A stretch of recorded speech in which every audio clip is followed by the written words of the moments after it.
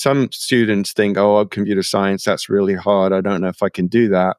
But then you sit them down, you teach them to do something, and that moment of, it's more like a, and that means I did it. It wasn't that hard. Maybe I could do this. And then you just open their minds to other things as well. Hello, everyone. My name is Dr. Matthew Worwood. And my name is Dr. Cyndi Burnett. This is the Fueling Creativity in Education podcast. On this podcast, we'll be talking about various creativity topics and how they relate to the field of education. We'll be talking with scholars, educators, and resident experts about their work, challenges they face, and exploring new perspectives of creativity. All with the goal to help fuel a more rich and informed discussion that provides teachers, administrators, and emerging scholars with the information they need to infuse creativity into teaching and learning. So let's begin. If you are an educator who is looking for inspiring stories from fellow educators who have found a way to connect their life passions to the curriculum, then this is an episode that you're going to appreciate. Because today we are interviewing Neil Bergenroth, a lifelong educator and most notably a US rowing level 3 rowing coach. Bergenroth is an award-winning app developer, entrepreneur, and someone who greatly values community service and developing innovative learning environments. Bergenroth is the director of the Upper School Technology Department and the Pauline Farland Walter Upper School Master Teacher Chair at Holland Hall, an independent school in Tulsa, Oklahoma. Bergenroth also currently serves as Director of Outreach at Tulsa Youth Rowing Association. He has combined his passions and created a curriculum integrating rowing and STEM. He also manages programs that have been established to provide more access to the sport of rowing in under-resourced communities. With over 25 years of classroom teaching and coaching experience, Bergenroth aspires to develop student athletes who strive to impact their communities. Welcome to the show, Neil. Hey, thanks for having me on. I really appreciate the invite. Thank you. Actually, before we start, I do want to talk a little bit about the invite just to kind of inspire anyone else who wants to come on the show, because we all met. You came to a presentation that Cyndi and I recently had at the Learning and Brain Conference in New York City.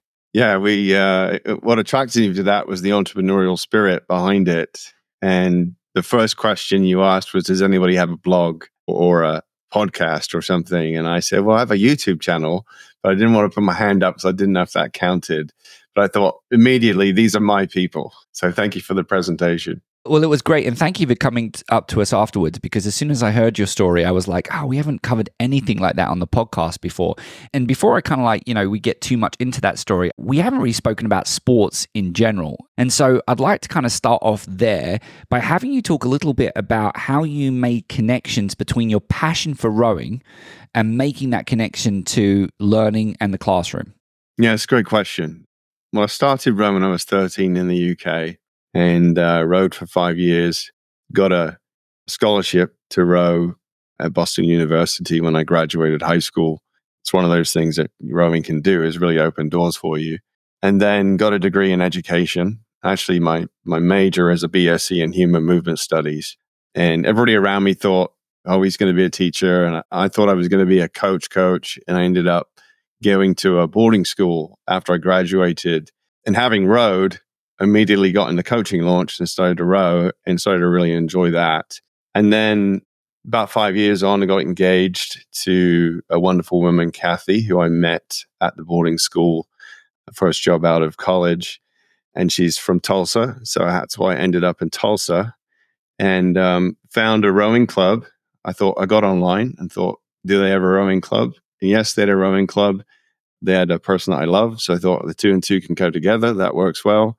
And so in 2002, I arrived, volunteered for the first year, and then started a community rowing program. And then got a job at a school, as we mentioned, Holland Hall. Taught 8th grade science for 5 years, and then have taught chemistry for about 15.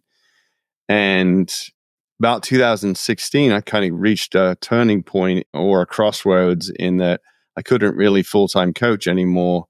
So I kind of stepped down from that. But if rowing's in your blood and something you're really passionate about is there, I needed to find ways to stay connected with the sport, even if it meant I wasn't going to be a full-time coach in a launch 6 days a week. And I'd started to learn iOS mobile development. I've always programmed And the school supported me with that. And I thought, well, how can I get STEM and rowing and app development all to kind of find that middle point? Where do they all meet? And that really was the birth of the app Rowing STEM, which is an app that I built to work with the Concept 2 rowing machine, which is pretty standard machine. It's pretty well accepted as one of the better machines in the indoor rowing world, and certainly a machine that coaches will use to evaluate student athletes for college scholarships or college opportunities. And it has a Bluetooth device on it. And Concept 2 are great. They publish all of their documentation. So I just sort of dove into how do I get the data from this rowing monitor? And it's basically creating 17 to 20 different data points every time you row a stroke on the machine. And I started to look at the rowing machine less as of an exercise machine, which of course it is, and more of a potential classroom for student athletes to learn math, physics, all those different concepts. But the key part was, instead of the teacher saying, here's a worksheet that I made for you with some data points, the kids actually get on the machine, create the data themselves, and then use the app to analyze the data or offload the data into various data formats that they can work with in the classroom. And that was really how I came to be building Rowing STEM.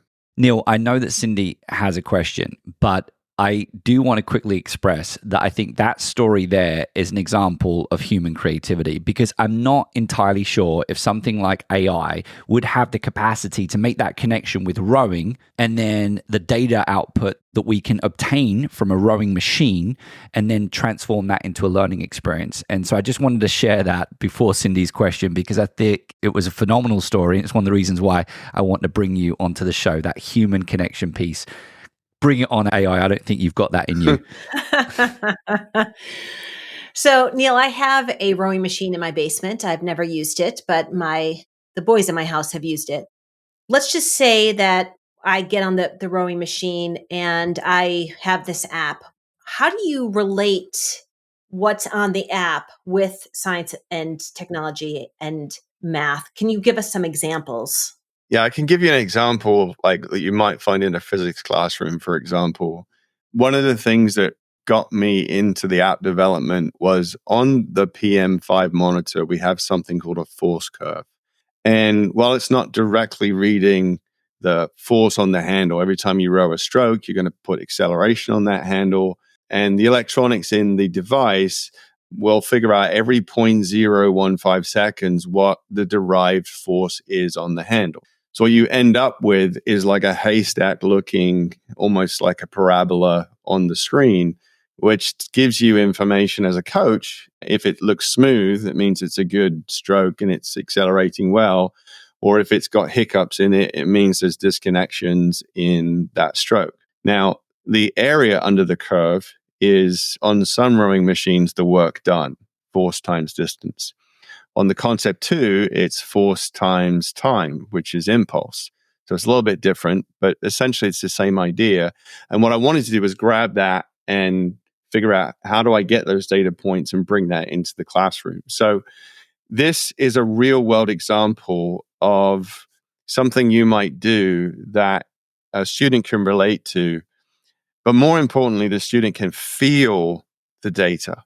I think sometimes, for example, we can also collect time and distance. So we can have the athlete row for a minute very, very slowly, right? And it's going to collect a data point, a distance, and a time for a minute every second. And then we can tell them to row really, really fast. And then it's going to collect another 60 data points. And then we can tell them to row really, really slowly for another 60 data points. So they got a 3-minute lab, which basically involves rowing. And then you can plot that on the app, and you're going to see gradient, you're going to see slope. So I think there's one thing, like when you're in a science classroom and you're showing a diagram on the board and explaining, well, this is what this graph does. But the advantage of this is that you can get an 8th grader on the machine. I've had this experience where I got the 8th grader on the machine and we did that like mini lab. And when they saw that graph in the middle section with the slope being much higher, because for that middle minute, you're going a lot faster. So therefore the graph is going higher. They immediately made the connection as to what is the visualization actually showing at that particular point in time. And I think that's an important key thing. It would be like the same thing as like watching a solid melt, for example, and if we graph that and it would, slope up, and then you'd have the actual melting where it would level out, and then as it started to become liquid, it would go up again. Like, what is actually happening on that graph, and getting the students to really understand that. And the advantage of rowing STEM is that you feel acceleration, you feel impulse, you understand what that is. And I think when you see the light bulbs go on, when the child looks at it and goes, "Oh, okay, now I see why that." And I've had that experience, many times with working with students. And you get those moments. You're like, okay, this isn't just some technology that's cool. It's something that actually applies and transfers and does make change in the thinking of a young person. I think you did a really good example, and I would love to probe a little bit more into the kind of subject area, but I think it's going to start getting over my head pretty quickly, so I won't. But I mean, that connection you made, to me at least, is unique. And I just love it. I know Cyndi and I, we've spoken a lot about the passion in students and identifying student interests, but here you are as a teacher that's also been able to identify your passions and interests and bring that into the classroom. So just out of curiosity, was it like a eureka moment? It just came out of nowhere? Or, was it kind of something that you kind of like was building upon to the point where you kind of like ended up with all of these different things, the activities, the lessons, the apps? That's a great question. I'm going to answer it in this way. I think anytime you create something or develop something, that's a journey. With something like computer science and technology, or how do we link these things together, sometimes the connections aren't immediately obvious, but it's kind of like climbing a hill. All right, let's figure out how to make Bluetooth work and get it to communicate with an iPhone or an Android device. Okay, we've got one data point. Now we've got that. So we've climbed the first hill. Now we look, and there's 3 or 4 more hills in front of us that all look enticing and something that we could consider climbing. And so because we've done that first part, now we're able to see those connections, and now we're able to climb any of those 4 hills. Now we climb those 4 hills, and now the horizon gets even broader, because now we have the ability to transfer what we've done. So, I think the answer to the question is, yeah, you have to have a vision. Like, you have to have okay, what are we doing? Where are we going with this? What's the problem? The problem is that, we've got kids who are sitting around playing video games on the couch. Okay, well, let's burn some calories, and we'll know what that does for student outcomes and things like that. And let's do that in the avenue of rowing. You could do this with baseball. You could do this with football. Like, you just sat educators down and did a workshop on, okay, we're all not rowers, but you do softball, you do volleyball, you do this. How does geometry apply to that? And you start getting people to make those connections. Once they've done one thing, then it's like a boulder, right? You start rolling that boulder up that hill, and then off it goes, and it's down, and you've got some momentum. And then you can bring other people in, and other people can see what you've done. And then it becomes more enriched, because somebody's going to have an idea outside of you that you might be able to pull in. So I hope that's a good answer to the question, but it's just been my experiences. And also anything like computer science, I think some students think, oh, computer science, that's really hard. I don't know if I can do that. But then you sit them down, you teach them to do something, and that moment of, it's more like a, huh. And that means I did it. It wasn't that hard. Maybe I could do this. And then you just open their minds to other things as well. I love the journey piece of this, because it's so integral to the creative process, in terms of, you take one step, then you take 2 steps, and then you see more things, and you fall backward, and you keep going forward, and then you fail a little bit.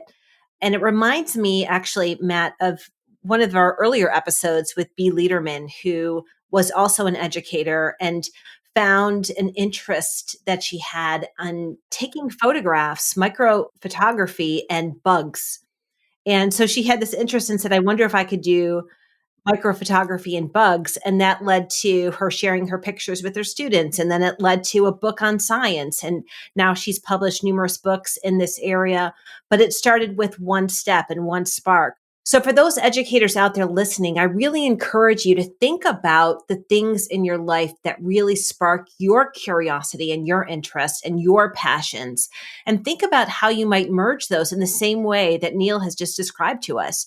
I mean, what a beautiful intersection. And you come in with this newfound appreciation for STEM subjects because you also have an interest in rowing. And it also goes to this, one of the creativity skills that I talk about, which is make it swing, make it ring, and bringing in music and movement into classes, and how impactful that can be for those students who are especially more physically oriented to want to learn by doing and doing physical things. So I really love how you've brought your passion in. And I'm curious, Neil, have you had students who have pushed back on you that said, I don't really want to do rowing. It's just not my thing. I'm not a sports student. And how do you respond to that? Or do you not require all students to try this out? Well, mainly our programs are involved or deployed in the community. So, typically, when we do that, we're working with alternative schools, such as the Union Alternative School, who don't have a PE program, but we got a grant with the Tulsa Regional STEM Alliance and bought 6 rowing machines for them. And what they do is they let every student in the school try the rowing and then end up letting them select what elective they want to do. And we usually end up with 8 to 12 students who love rowing and want to continue and to do the activity and all the rest of it. So that's typically how it works. But I think the real key is whenever I'm in a classroom of students, and this has kind of evolved over time, is coming in as not Neil, the science teacher, or Neil, the technology teacher, but coming into the classroom as like Neil, the human being, and being authentic and sharing your loves of these things. Because when kids see that you're passionate about something, that feeds their spirits in their way. And I've sort of switched my mind into more, all right, I'm going to teach some things. And yes, there's knowledge and content, but just getting excited when something works or when they fix a bug or something like that builds confidence in them, and then providing them projects where they can channel, well, what is it about you that you're interested in?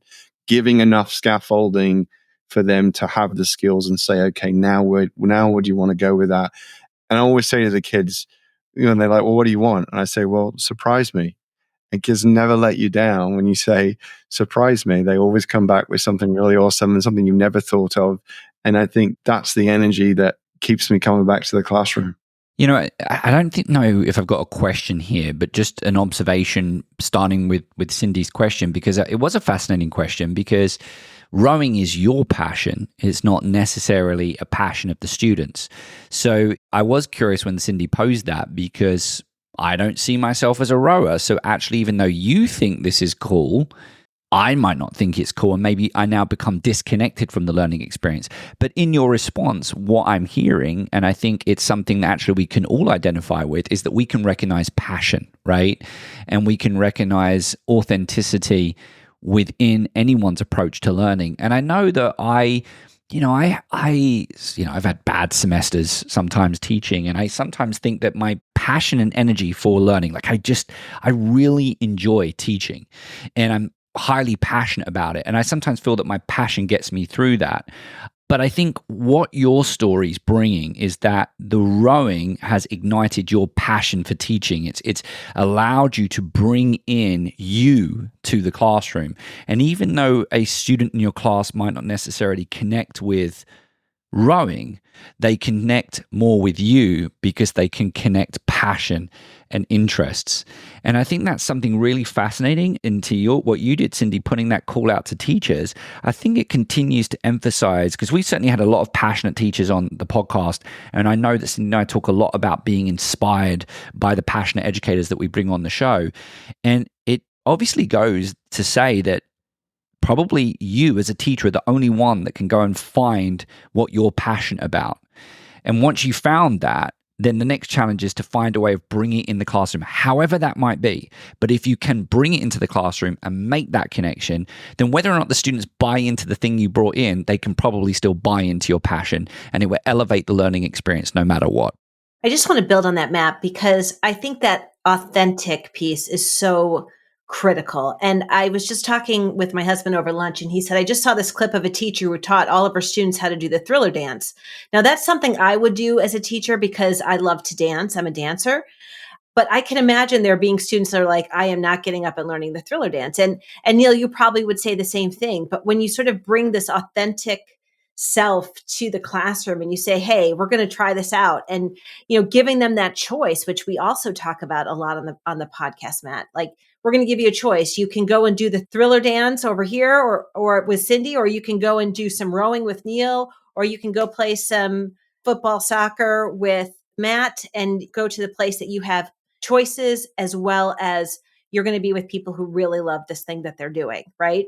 So I just think it's really fun to think about that choice, giving students the choice, and to connect with those that they also feel authentically connected to because of the same passion. Do you want to bring more creative and critical thinking into your school?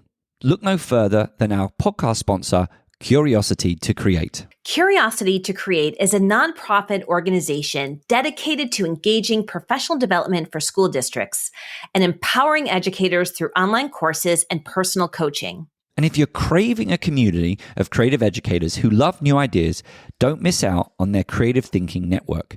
Get access to monthly webinars, creative lesson plans, and a supportive community, all focused on fostering creativity in the classroom. To learn more, check out curiositytocreate.org or check out the links in the show notes for this episode. Now, Neil, probably something that myself and other people can connect with is just sports, right? Like, sports is cool. And certainly as I've got older as well, I've started to enjoy more sports, even sports that I didn't play. So recently I got into basketball.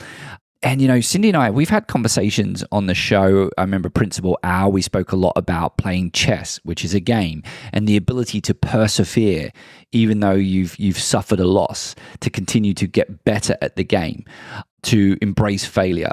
There's a lot of life lessons within sports. And of course, sports, going back to what we had said earlier on in the show, can evoke a lot of passion in people. So I was wondering, you obviously have a background as being an athlete, being a coach. Can you talk a little bit about the relationship with sports and maybe just general perseverance and success in life, even if it's outside the sports world?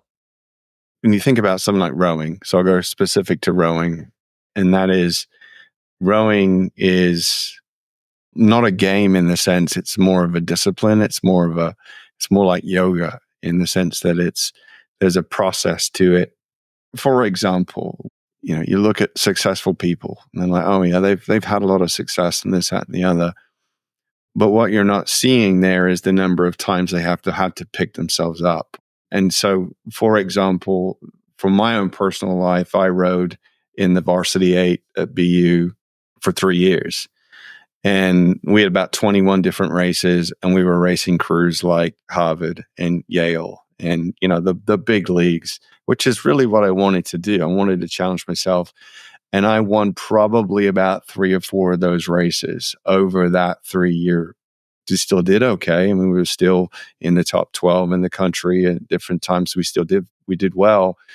But every single time, I think the hardest thing about the realization after I finished my first year, my sophomore year of varsity, was like, that's how hard you have to train and you still don't win. And I think that's an essential psychological piece for people to understand is, I read when I was doing sports psych at BU, that there was some research that said that some tennis players actually play less than their best so that when they leave and they lose, they always walk away with a sort of mental protection. Well, I didn't really play my best, so therefore I lost.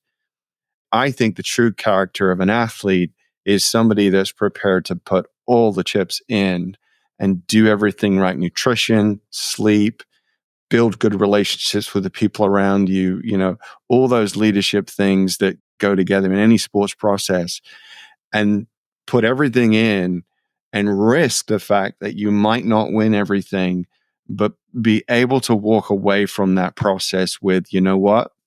I did everything I possibly could, didn't get the result I wanted, but look at all those jewels that I picked up along this way.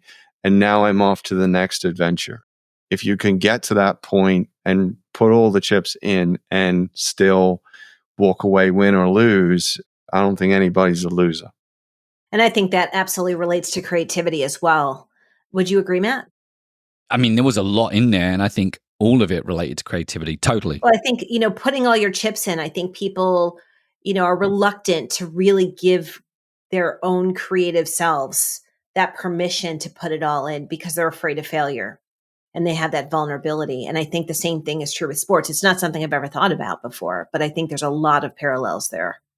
Even the perseverance piece, putting it all into training.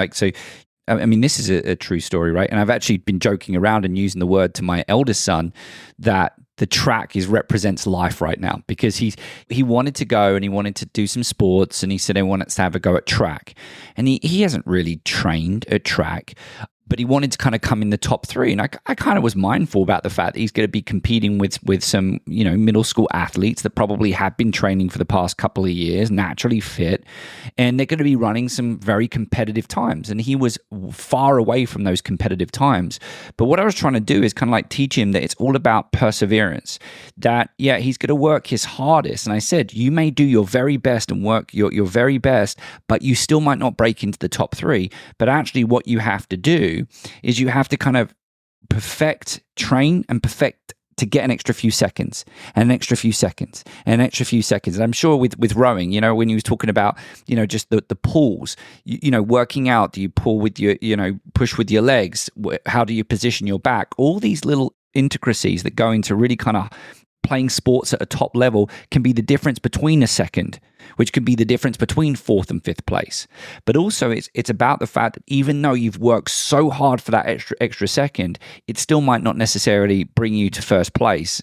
And that being able to just persevere and learn despite that, I think is huge. And I think the other piece of it that I've been speaking a lot with my son, and I think it comes back maybe to the concept of the growth mindset, is focusing on the PBs. And he is still getting disheartened because he's not PB's personal bests. Sorry, Cyndi was pulling her face, but it's like being in that scenario, and it was really good on the track, on the app for the track meet. They record student PBs for the season, personal bests for the season. And I thought that was huge, because even if you don't necessarily get a qualifying time, or you don't necessarily pick up a point because you finished in the top 5 for that race, the key point is you could still see that people were getting PBs, so they were still making progress. I think there's an opportunity to teach students that so long as you're growing and making progress, you are being successful, right? And as you pointed out, Neil, even if you only won 3 out of those X amount of races that you had, you still probably had a sense of making progress and competing at the highest level. And that's really what it's about. I think we want to teach our kids to try and go out there and compete at the highest level, whether that's the highest level in their community, their region, their school, whatever it is. It shouldn't always be setting the bar to go and get the gold medal, because not everyone does get the gold medal. And I know I've probably gone off on a tangent now, but I think that there's just a lot in that story you shared, Neil, about how actually competing in sports and developing the right attitude, both in training and how you respond to a loss, is really life lessons. And I think those life lessons certainly can contribute to our creative efforts as well. I think I'd add to that on a micro level. Whenever you're rowing in a boat, there's the drive where your blade's in the water and you're moving the boat past that point. And then there's recovery, which is when we say, let the boat run. And, sometimes, you're building an app, or you're building a curriculum, or sometimes you're goal focused and that's what you want to do and you know where you want to get to. But sometimes you got to let your boat run. Sometimes you got to detach. You've got to walk the dog. You've got to take a break, watch a movie, something like that, and then come back to it. So I think the way that you move a boat and a team successfully is not overtraining, doing your best in the moment, but then allowing things to occur And sometimes the universe kind of moves around you and you make new connections, or that bug with that force curve that you couldn't quite figure out. Well, now 12 hours later after a good night of sleep, you have it. And I think those two with rowing and any of that process is there is time to just let your brain simmer a little bit. And I found that to be helpful. Well, Neil, it's time for us to wrap up. So we end every episode with 3 tips you would give to educators to help them integrate creative thinking into their classroom. So what 3 tips would you recommend? I think the first thing would be, again, to think about your own passions and let that drive whatever project it is you're doing. Personally, I'm very passionate about entrepreneurship. Like, that's just something that I got from my dad. So I try to build projects that teach the kids how to, build websites, or how to make those websites so that they rank highly on search engines. So real world applicable skills. In terms of making their classrooms creative, create that safe space. Like, create that space where, it's okay to make mistakes. It's okay to iterate. I think sometimes kids think they have to get the paper perfect the right time.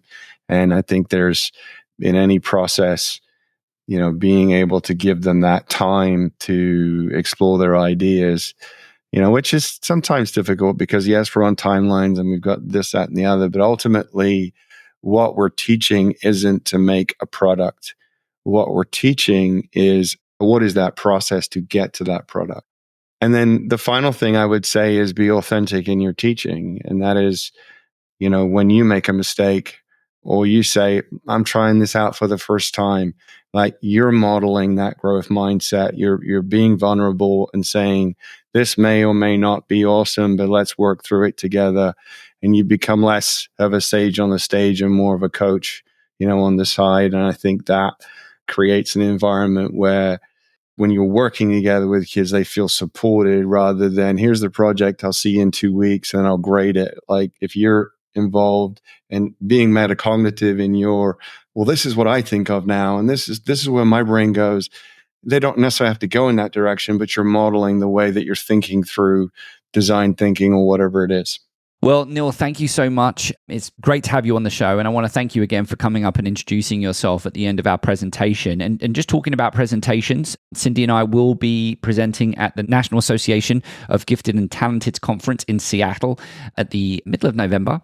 So if you are there and you listen to the podcast or want to be on the show, please come over and introduce yourself. We'd love to hear from you.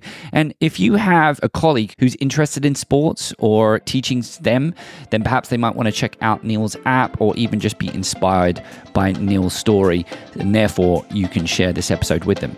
My name is Dr. Matthew Worwood. And my name is Dr. Cyndi Burnett. This episode was produced by Matthew Worwood and Cyndi Burnett. Our podcast sponsor is Curiosity to Create, and our editor is Sam Atkinson.